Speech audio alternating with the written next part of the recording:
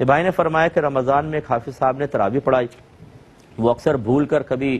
3 پڑھا دیا کرتے تھے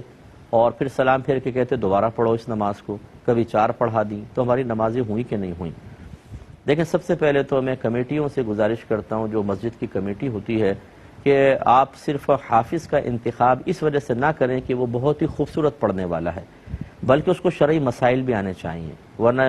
یاد رکھیے گا میرے جملہ، تمام لوگوں کی نمازوں کی بربادی کا وبال آپ پر ہوگا۔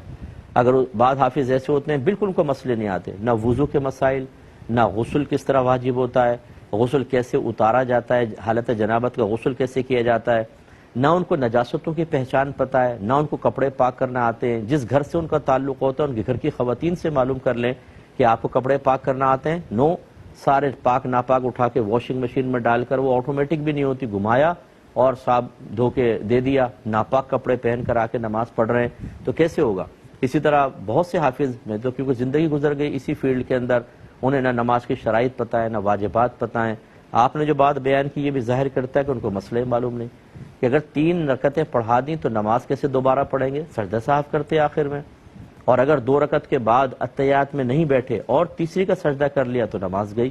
پھر یہ کہ ان کو دوبارہ پڑھنی چاہیے تھی۔ تو یہ عجیب و غریب مطلب یہ کہ صورتحال ہوتی ہے کہ ہم حافظ کو رکھنے کے لیے کہتے ہیں حافظ صاحب 2 رکعت نماز آپ پڑھیں، ہم سنیں گے اور مقتدی سنیں گے، آپ کی قرات پسند آئے گی تو رکھ لیں گے۔ یعنی صرف آپ نے خوش الہانی کے لیے رکھا ہے ایک قاری صاحب کو، ایک حافظ صاحب کو، یا آپ نے نمازیں پڑھوانی ہیں، تراویح اللہ کی بارگاہ میں سنت موقدہ ادا کروانی ہے؟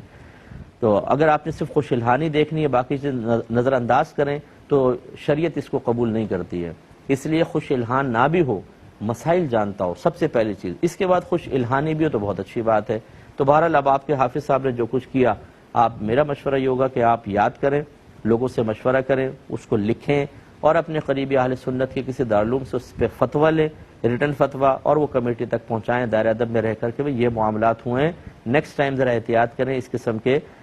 جو لا علم اور علم دین سے خالی حافظ صاحب ہیں ان کو نہ کھڑا کریں، ورنہ ہماری نمازیں برباد ہوتی ہیں اور وبال آپ پر بھی ہوگا۔